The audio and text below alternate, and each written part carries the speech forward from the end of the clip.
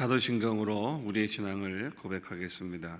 나는 전능하신 아버지 하나님 천지의 창조주를 믿습니다. 나는 그의 유일하신 아들 우리 주 예수 그리스도를 믿습니다.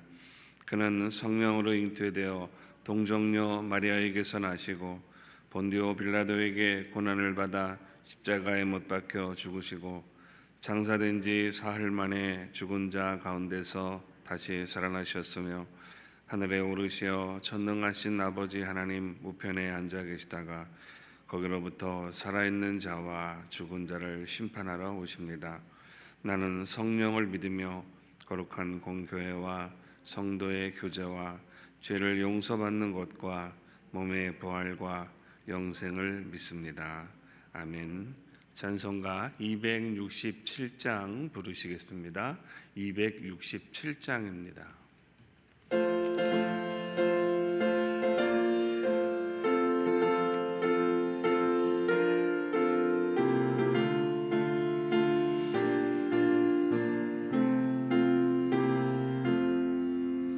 주의 확실한 약속의 말씀 듣고 주만 믿으면 구원을 얻으리라. 할렐루야 할렐루야. 내가 예수를 믿어 그의 흘리신 피로 내 죄 씻었네. 할렐루야 할렐루야. 내가 예수를 믿어 그의 흘리신 피로 내 죄 씻었네.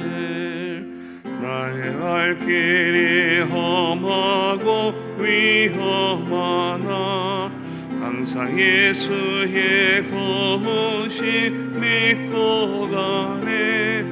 할렐루야 할렐루야. 내가 예수를 믿어 그의 흘리신 피로 내 죄 씻었네. 할렐루야 할렐루야. 내가 예수를 믿어 그의 흘리신 피로 내 죄 씻었네. 주의 보좌에 천사들 둘러서서 우리 구주를 높이어 찬양하네. 할렐루야 할렐루야. 내가 예수를 믿어 그의 흘리신 피로 내 죄 씻었네. 할렐루야 할렐루야. 내가 예수를 믿어 그의 흘리신 피로 내 죄 씻었네.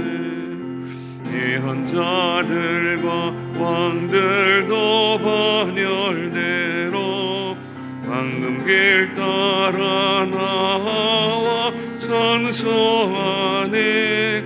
할렐루야 할렐루야. 내가 예수를 믿어 그의 흘리신 피로 내 죄 씻었네. 할렐루야 할렐루야. 내가 예수를 믿어 그의 흘리신 피로 내 죄 씻었네. 우리 모두 다 그 반열 뒤따르며 함께 즐거운 찬송을 부르리라. 할렐루야 할렐루야. 내가 예수를 믿어 그의 흘리신 피로 내 죄 씻었네. 할렐루야 할렐루야. 내가 예수를 믿어 그의 흘리신 피로 내 죄 씻었네. 아멘. 하나님께서 오늘 우리에게 주시는 말씀은 창세기 17장 1절에서 14절까지 말씀입니다. 순전한 묵상의 말씀 창세기 17장 1절에서 14절까지 말씀을 우리 한 절씩 교독하도록 하겠습니다. 제가 먼저 봉독하겠습니다. 아브라함이 99세 때에 여호와께서 아브라함에게 나타나서 그에게 이르시되 나는 전능한 하나님이라 너는 내 앞에서 행하여 완전하라.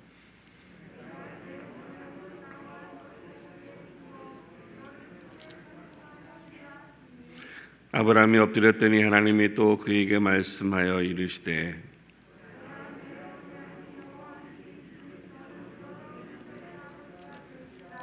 이제부로는 내 이름을 아브라함이라 하지 아니하고 아브라함이라 하리니 이는 내가 너를 여러 민족의 아버지가 되게 함이니라.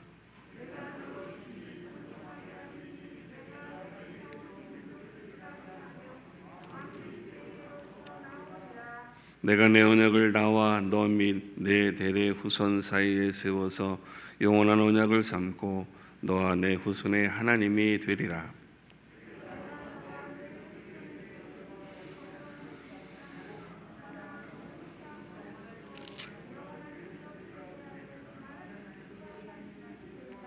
하나님이 또 아브라함에게 이르시되 그런즉 너는 내 언약을 지키고 내 후손도 대대로 지키라.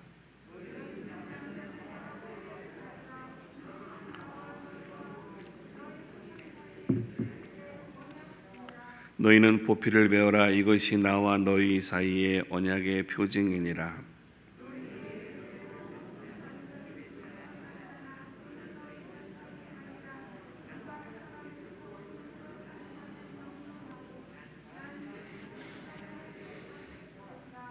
너희 집에서 난 자든지 너희 돈으로 산 자든지 할례를 받아야 하리니 이에 내 언약이 너희 살에 있어 영원한 언약이 되려니와 할례를 받지 아니한 남자 곧 그 보피를 베지 아니한 자는 백성 중에서 끊어지리니 그가 내 언약을 배반하였음이니라. 아멘. 할렐루야. 오늘도 주님 앞에 기도하러 모인 여러분들을 환영하고 축복합니다. 엊그제 김영석 교수님이 하신 그 인터뷰가 실린 기사를 보았습니다. 여러분도 아마 읽어보았을 터인데 그 인터뷰 중에 한 살로 기록되어져서 비행기 티켓이 발급되지 않은 에피소드를 말씀하시는 것을 인상 깊게 들었습니다. 지금까지 교수님이 대한항공을 930번이나 타셨다고 하니까 참 엄청난 숫자인데 직원이 보니까 한 살짜리가 940번 비행기를 탄 기록이 있어서 발급되지 않은 것 같은데 전선상의 오류 때문에 그런 일이 있었다고 합니다. 그것을 보고 그분이 하신 말씀이 나이가 100세쯤 되니까 내 나이 같기도 하고 아닌 것 같기도 하고 그런데 자신을 보고 이제 101살이 되어서 01 이렇게 하면 한 살이라고 나온 것 같은데 자신을 한 살이라고 하니 올해는 인생을 새롭게 시작하는 기분으로 살려고 한다 하시는 말씀을 한 기사가 있었습니다. 그 문을 보면 나이가 드는 것은 쓸쓸함이나 무능한 것이 아니라 익어가는 것이다 라고 하는 말이 실감이 됩니다. 그 나이에도 다음 세대를 향해서 행복한 사람에 대한 이야기를 할 수 있다는 것이 그를 통한 신앙의 성숙한 인격을 느끼게 됩니다. 하나님의 부르심을 받은 아브라함은 75세 하란을 떠나서 약속하신 땅인 가나안에 거주하게 됩니다. 그러나 가나안은 그에게 평안을 주는 그런 땅은 아니었습니다. 25년이 지나는 동안 하나님이 아브라함에게 약속하신 일들은 멀어지게 되고 여러 사건들로 인해서 힘든 시간을 지내고 있었습니다. 아브라함은 가나안 땅에 아직 주인이 아니었기 때문에 이방인에게 그의 목숨을 부지하기 위해서 자기 아내를 누이라고 속이는 그런 생명을 위협을 받는 작은 한 소수의 민족의 가장이었을 뿐입니다. 하나님으로부터 거대한 민족의 약속을 받기는 했지만 현재 아브라함이 처해져 있는 상황은 이스마엘이 유일한 그의 자녀라고 할 수 있습니다. 그것도 사례를 통해서 주시는 하나님 적정자가 아니라 몸적인 하갈에 의한 아들이었던 것입니다. 그 이전에 그가 기대했던 사람은 성경을 쭉 우리가 보게 되면 그의 종인 엘리에셀이 이제 신실한 사람이니까 그를 상속자로 여기고 있었습니다. 그나마 이스마엘의 출생으로 인해서 그는 어떤 하나님이 주시는 기대 또는 인간적인 기대를 하고 있었던 것으로 보여집니다. 나라를 약속받았지만 자기 땅이 없음으로 인해서 햇사람에게 돈을 주고 아내인 사라의 무덤을 사야 되는 그런 미약한 존재였습니다. 하나님의 약속하신 땅에서 아브라함은 그야말로 그 땅의 나그네였던 것입니다. 무덤 외에는 그가 가나안 땅에서 소유해서 이것은 내 것이야 라고 할 수 있는 것은 아무것도 없었던 것입니다. 그러나 하나님은 아브라함이 낙심할 때쯤에는 그에게 나타나셔서 그를 계속 격려하고 약속을 상기시켜 주시면서 아브라함의 믿음이 약해지지 않도록 그를 계속 인도해 주셨습니다. 그런데 그가 99세가 되는 해에 하나님은 아브라함에게 나타나셔서 민족과 나라에 대한 새로운 계시를 주고 있습니다. 99세라고 하는 것은 어떤 일을 시작하기에 쉬운 나이는 결코 아닙니다. 처음 부름을 받던 75세는 그래도 아직도 가능한 나이라고 할 수 있지만 99세라고 하는 것은 삶을 정리해야 하는 시간인 것입니다. 그런데 하나님은 아브라함이 소망이 없어 보이는 시간인 99세까지 기다리신 것입니다. 이 시간이 하나님에게는 약속을 시작하는 시간이 되었던 것입니다. 하나님이 이전에 말씀하시던 먼 시간의 약속과 소망이 아니라 구체적으로 실행하는 일들을 이제 그와 더불어 시작하려고 하는 것입니다. 아브라함에게는 기대하던 우선은 아들을 주실 것이고 그를 통해서 이제 민족을 이루어 갈 것이다 라고 하는 것을 말씀합니다. 그 시작으로 하나님은 아브라함에게 새로운 이름을 지어 주신 것입니다. 아브라함은 아브라함이 되고 사라는 사라가 되어서 하나님의 약속하신 복을 누리는 근원이 될 것을 이제 다시금 약속하는 것입니다. 이로 인해서 이제 아브라함은 모든 민족에게 복을 주는 근원이 될 수 있도록 하나님 앞에서 온전한 삶을 시작해야 하는 과제와 사명을 감당해야 할 것을 오늘 아브라함에게 주문하고 있습니다.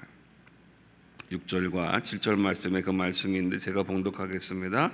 내가 너로 심히 번성하게 하리니 내가 내게서 민족들이 나게 하며 왕들이 내게로부터 나오리라. 내가 내 언약을 나와 너 및 내 대대 후손 사이에 세워서 영원한 언약을 삼고 너와 내 후손의 하나님이 되리라. 유엔은 최근에 사람의 연령을 재조정했다고 합니다.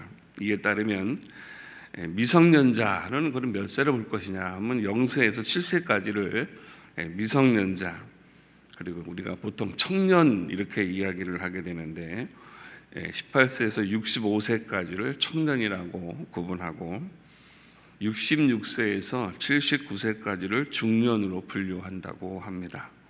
이 연령대 되신 분들은 이제 노인이 아니라 중년이라는 걸 꼭 기억해 주시길 바랍니다. 그럼 내가 이제 노인이야 하는 나이는 얼마냐면 80에서 99세까지라고 하는 것입니다. 근데 이쯤 돼야 요즘 이제 노년이라고 말을 하는 것 같습니다. 그럼 100세 이후는 뭐냐? 그것은 장수 노인이다 이렇게 구분한다고 하는 것입니다. 노인으로 보아지는 구분이 이렇게 올해 나이들이 많아지게 되면서 바꿔지는 것 같습니다. 아브라함이 9세가 되는 해에 하나님은 아브라함을 통해서 약속하신 사역을 시작합니다. 그런데 비록 유엔에서 분류하는 분류가 우리 세대의 모든 것이 통합되는 것은 아니겠지만 75세라고 하더라도 중년에 해당한다고 하면 뭔가 할 수 있는 나이지만 100세를 바라보는 나이는 요즘의 분류로 한다면 그는 장수노인에 포함이 되는 것입니다. 그것은 한계에서 시작하시는 하나님을 깨닫게 합니다. 하나님은 99세인 아브라함에게 약속하신 일을 이루겠다고 하시면서 구체적인 신앙 행동을 그에게 요구하고 있는 것입니다. 이전에 하신 언약들은 하나님이 너를 복의 근원으로 삼겠다고 하신 하나님의 계획을 보여주는 어떠한 포괄적인 부르심이라고 한다면 오늘 하나님이 99세 되는 이 시간에 나타나시는 것은 그것을 실현하기 위해서 아브라함이 이제 담당해야 할 실천 항목들을 말씀하고 있습니다. 그리고 하나님은 약속하신 일을 이루도록 아브라함에게 하나님 앞에 행하여 완전하라라고 하시는 말씀을 새로 추가하고 있습니다. 이 말씀은 다른 말로 하면 내 앞에서 걸어가라라고 하는 뜻이 있는데, 하나님의 목전 앞에서 이제 모든 일들을 행할 때 하나님 앞에서 행하라고 하는 의미입니다. 그 말은 무엇이냐면 바로 아브라함을 깨우치고 있는 말씀입니다. 이제는 자신의 의견을 따라서 살지 말고 하나님을 의식하는 삶, 하나님이 어떻게 말씀하셨지, 왜 그러셨지 하는 말들을 가지고 살아가라 하는 것입니다. 하나님이 지시하시는 바를 따라서 살아가면서 해야 한다는 것을 말하고 있습니다. 1절에 아브라함이 99세 때 여호와께서 아브라함에게 나타나서 그에게 이르시되 나는 전능한 하나님이라 너는 내 앞에서 행하여 완전하라 이렇게 요구합니다. 부르심을 받은 사람은 자신의 소견을 따라서 사는 양심적인 삶이 아니라 하나님의 뜻을 따라서 살아야 한다라는 것을 강조하고 있습니다. 사명은 주어진 이름을 가지고 이름에 합당한 삶을 살아가는 것이 완전한 삶을 이루는 것입니다. 잠언에는 하나님의 말씀을 지키는 지혜와 그런 복을 우리에게 설명해 주고 있습니다. 잠언 3장 1절에서 7절 말씀을 제가 봉독하겠습니다. 내 아들아 나의 법을 잊어버리지 말고 내 마음으로 나의 명령을 지키라. 그리하면 그것이 내가 장수하여 많은 해를 누리게 하며 평강을 더하게 하리라. 인자와 진리가 내게서 떠나지 말게 하고 그것을 내 목에 매며 내 마음판에 새기라. 그리하면 내가 하나님과 사람 앞에서 은총과 귀중히 여김을 받으리라. 너는 마음을 다하여 여호와를 신뢰하고 내 명철을 의지하지 마라. 너는 범사에 그를 인정하라. 그리하면 내 길을 지도하시리라. 스스로 지혜롭게 여기지 말지어다. 여호와를 경외하며 악을 떠날지어다. 이렇게 말씀하시는 것은 우리를 향한 옴츠러들려고 하는 그런 구속의 말씀이 아니라 하나님의 축복으로 이어지고 있는 약속의 말씀을 주고 있는 것입니다. 그래서 이후에 10절 말씀에는 이렇게 말씀합니다. 그리하면 내 창고가 가득히 차고 내 포도주즙 틀에 새 포도주즙이 넘치리라. 우리는 그것을 바라볼 때에 이것을 목적하는 것이 아니라 그거를 행할 때 하나님이 그 이후에 우리에게는 복을 주시겠다라는 것을 말씀하고 있습니다. 축복된 삶을 사는 인생의 지혜와 교훈이 바로 하나님의 명령 안에 담겨져 있는 것입니다. 이런 삶을 행하여 완전함을 향하라고 하는 것입니다. 아브라함에게는 이미 약속이 주어져 있지만 오늘 이후에는 주어진 그 약속이 삶에 이루어지기 위해서 아브라함은 하나님 앞에서 사는 삶을 시작해야 하는 것입니다. 하나님이 아브라함에게 요구하는 내 앞에서 살아라 라고 하는 그런 명령은 2절에 있는 내가 내 언약을 나와 너 사이에 두어 너를 크게 번성하게 하리라고 하는 약속을 이루기 위한 전제 조건이 되는 것입니다. 하나님은 우리가 하는 행위를 보시고 일일이 보응하시는 분은 아니시지만 하나님이 주시는 복을 받을 사람은 그 복을 소유할 자격을 갖추고 있어야 하는 것입니다. 하나님의 우리에게 내려주시는 복을 담을 그릇이 없다고 한다면 하나님의 축복은 우리에게 아무런 의미가 없게 되고 공허히 들려지는 말이 되고 마는 것입니다. 그래서 하나님은 이제 하나님이 약속하신 복을 향해 갈 것을 당부하고 있는 것입니다. 복을 담을 그릇은 무엇이냐? 그것은 바로 우리의 하나님을 신뢰하는 믿음입니다. 지금까지도 아브라함은 하나님의 약속을 기대하는 믿음에는 변함이 없었을 것입니다. 그래서 그가 25년을 하나님의 말씀을 따라 살았을 것입니다. 그러나 이전까지 자의적으로 했던 모든 일들과 세상적인 기대는 버리고 하나님이 이끄시는 길을 가야 한다는 말씀을 다시 강조하고 있습니다. 이것이 아브라함에게 요구하시는 행함의 완전함에 행하라라는 하나님의 약속이고 명령인 것입니다. 새로운 기대는 새로운 사람이어야 가능한 일입니다. 그래서 하나님은 아브라함을 아브라함이 되게 하셨습니다. 아브라함은 우리가 잘 아는 대로 한 가정의 아버지라고 하는 의미를 가지고 있다면 아브라함은 열국, 곧 세상의 아버지가 된다는 말입니다. 이미 약속하신 대로 복의 근원이 되는 사람임을 보여주는 증거가 아브라함이 되게 하는 것입니다. 아브라함은 한 가정에 대한 책임자가 아니라 열국을 책임지는 아버지가 되어야 하는 것입니다. 4절 5절 제가 보겠습니다. 보라, 내 언약이 너와 함께 있으니 너는 여러 민족의 아버지가 될지라. 이제부로는 내 이름을 아브라함이라 하지 아니하고 아브라함이라 하리니 이는 내가 너를 여러 민족의 아버지가 되게 함이니라. 이름이 바꾸어졌다고 해서 인생이 바뀌고 사람이 변화되는 것은 아닙니다. 이름은 하나의 상징일 뿐입니다. 그럼에도 하나님이 아브라함이라는 사람을 아브라함이라고 부르시는 이유는 한 가지입니다. 하나님의 약속을 그 이름에 새겨 넣어서 하나님의 뜻을 공고히 세워 가시겠다라고 하는 것입니다. 8절 말씀에 내가 너와 내 후손에게 내가 거류하는 이 땅 곧 가나안 온 땅을 주어 영원한 기업이 되게 하고 너 나는 그들의 하나님이 되리라. 이 약속을 이루기 위해서 하나님은 아브라함을 아브라함으로 바꾸시겠다라고 하는 것입니다. 하나님의 아브라함과 그리고 그로부터 시작되는 하나님의 백성들과 세우는 언약의 증거가 바로 그의 이름에 새겨 넣으신 것입니다.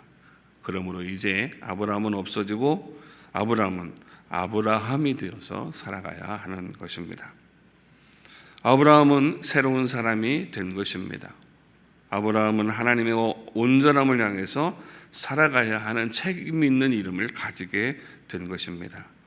그리고 그 이름을 가진 아브라함은 열국의 모든 근원을 이루는 상징으로 하나님 나라의 중심점이 된 것입니다. 그래서 6절 7절에 말씀하신 대로 내가 너를 심히 번성하게 하리니 내가 내게서 민족이 나게 하며 왕들이 내게로부터 나오리라. 내가 내 언약을 나와 너 및 내 대대 후손 사이에 세워서 영원한 언약을 삼고 너와 내 후손의 하나님이 될 것이라는 것을 약속하고 있습니다. 이와 같이 이름에 대한 변화가 상징의 언약의 표현이라고 한다면 하나님은 더 확실한 보증을 위해서 우리 몸에 언약의 증거를 새겨 놓도록 하셨습니다. 바로 할례를 하도록 하신 것입니다. 할례는 하나님의 약속의 증거를 우리에게 두신다라고 하는 것입니다. 13절에 너희 집에서 난 자든지 너희 돈으로 산 자든지 할례를 받아야 하리니 이는 내 언약이 너희 살에 있어 영원한 언약이 되려니와 라고 말씀합니다. 언약의 증거를 하나님이 가지고 있다면 우리가 하나님께 제시할 증거가 없게 되겠지만 우리 몸에 새겨진 하나님의 증거는 하나님으로부터 변명할 수 없게 하는 것이 됩니다. 하나님에 대한 보증을 우리가 가지고 있음으로 인해서 그 언약의 신실함에 대한 약속의 증거를 우리 스스로 몸에 갖게 하신 것입니다. 특별히 할례를 하도록 하신 것은 할례의 부위가 생명을 상징하는 것이기 때문에 그렇습니다. 할례의 의식이 진행될 때마다 이스라엘은 하나님의 약속을 상기하고 아브라함을 통한 하나님의 약속을 그의 자손들이 누리도록 그 약속을 계속 전해가야 하는 것입니다. 아브라함의 이름은 아브라함 한 사람이 가질 수 있는 특권이요 권리가 되겠지만 할례는 그것을 주신 이름으로 받는 모든 사람들에게 유효한 하나님의 법의 약속으로서 이스라엘에게 이어지는 하나님의 영원한 약속의 표징으로서 그것을 주신 것입니다. 이사야서에서는 하나님이 내가 너를 손바닥에 새겼다 하는 말씀이 있습니다. 이 말씀은 하나님이 우리를 항상 잊지 않고 기억하고 계시다라고 하는 확실한 증거를 말씀하시는 것입니다. 이와 같이 우리 몸에 하나님의 약속을 새겨 놓는 것이 바로 할례의 언약인 것입니다. 하나님의 약속은 변함없이 그것을 신뢰하는 이들에게 영원히 이루실 하나님의 언약의 표징과 상징을 새겨놓게 하신 것입니다. 그러나 더 확실한 하나님의 약속은 할례와 같이 우리 몸에 새겨지는 것이 아니라 바로 우리 마음에 새겨 넣어야 하는 것입니다. 신명기 6장 6절 말씀에 이렇게 말씀합니다. 오늘 내가 네게 명하는 이 말씀을 너는 마음에 새기라 말씀합니다.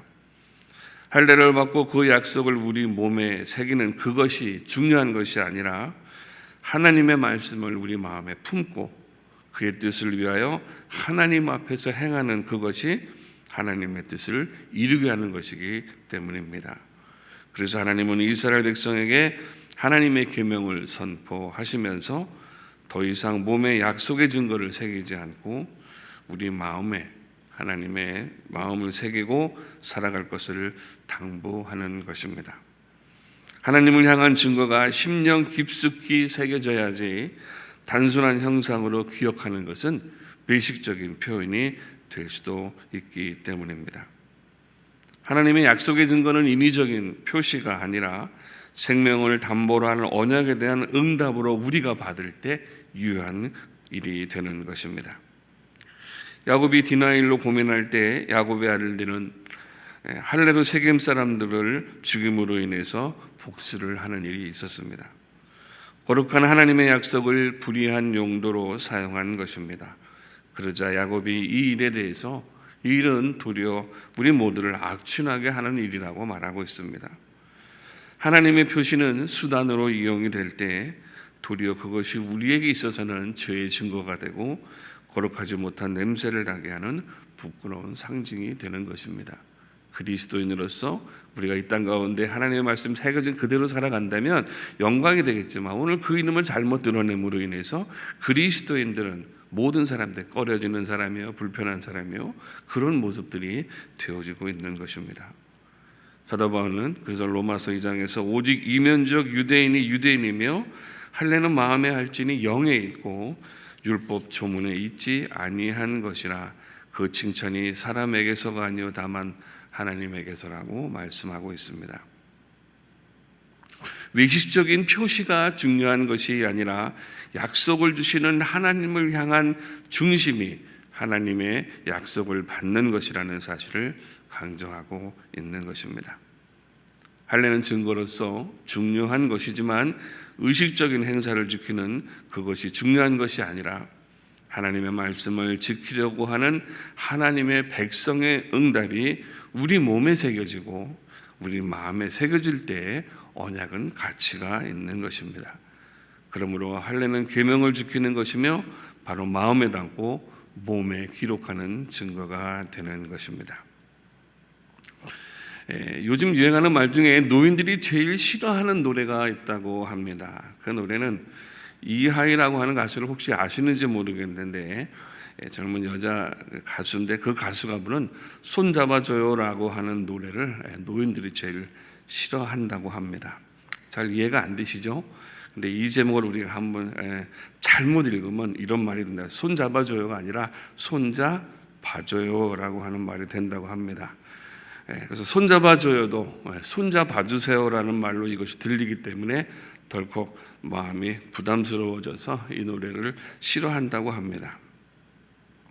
할머니 찬스라고 하는 말도 있는데 이 말은 자녀들이 일이 있을 때 안전하게 자신의 자녀를 돌봐줄 그런 사람이 필요하다고 합니다. 그런 때에 선뜻 누구에게 맡아달라고 하기가 어려울 때 부모에게 자녀를 맡기고 볼일을 보거나 혹은 여행을 간다거나 할 때 부모에게 자신의 자녀를 위탁하는 말을 빗대서 할머니 찬스라라고 하는 말을 쓴다고 합니다. 나이가 들면 마음은 청춘이라 무엇이든지 할 것 같지만 몸이 따라주지 않습니다. 그런데 자녀들이 손잡아달라고 하면 굉장히 복잡한 심경이 드는 것입니다. 그런데 아브라함은 이 손잡아줘요라고 하는 말도 손잡아주세요라고 들을 수가 없었을 것입니다. 그에게는 자녀조차 없었기 때문입니다. 그런 아브라함에게 하나님은 아브라함의 나이 99세가 되던 해 그에게 약속하신 것을 이루시겠다라고 하십니다. 하나님이 99세가 되어 소망이 없는 자와 같은 시간에 그를 통해서 민족을 세워가려고 하는 것입니다. 복의 근원이며 민족의 중심이 되는 것은 아브라함이 가진 능력이나 그가 가지고 있는 재능이 아니라 하나님의 능력이다라고 하는 것을 보여주고 있습니다. 때문에 하나님은 계획하신 것을 이루실 것에 대한 증거로서 약속하신 25년 후에 아브라함의 100세 아들을 주고 민족을 향한 소망을 시작하시는 것입니다. 하나님의 때는 인간적이고 육체적인 시간이 아니라 믿음이 주어지는 시간임을 기억해야 합니다. 하나님을 전적으로 기대할 때에 하나님은 부르신 그 이름을 새롭게 사용하시는 것입니다. 로마서에서도 아브라함은 이렇게 증거합니다.